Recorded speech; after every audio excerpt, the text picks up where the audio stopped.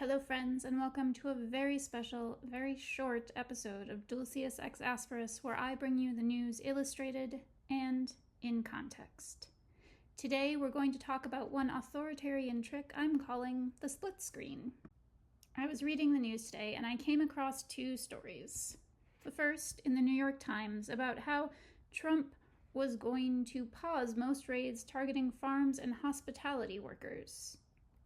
And a second, saying that President Trump was ordering the ICE, FBI, DEA, ATF, Department of Defense, and other to expand their efforts to detain and deport illegal aliens in America's largest cities.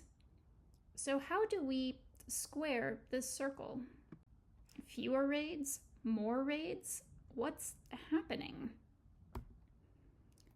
What this means is there are fewer raids in rural areas where more Trump voters live. There are more raids in urban areas where fewer Trump voters live. And that means more pain for disloyal communities. And the most important thing to understand here, more opportunities to manufacture crisis and confrontation. And here's where we need to talk about what really happened in LA.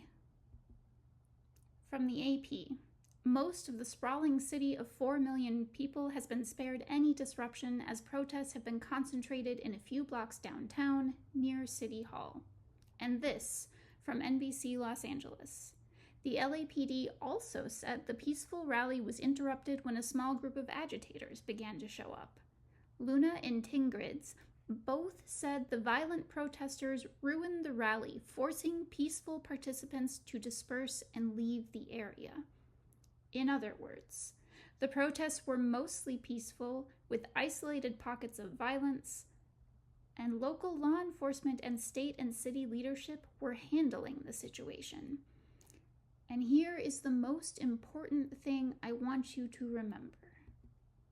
This split screen from Steve Herman, a journalist, where he reports, less than 45 minutes after President Donald Trump thanked the National Guard for a job well done, Mayor Karen Bass clarified on social media the National Guard has not been deployed in the city of Los Angeles. This is where we talk about what you can do. To combat that split screen effect, search for opinions, news articles, and perspectives outside your usual circles. You might be surprised at what you find. And lastly, if you have a loved one in the military, remind them they are not required to follow illegal orders. Trump is deploying the military against civilian protesters to generate conflict. These conflicts give him headlines he uses to argue for deploying more forces. I can't imagine how hard it would be to wear a uniform and tell your commanding officer no. But I would appreciate, in that position, having someone remind me to stay true to myself.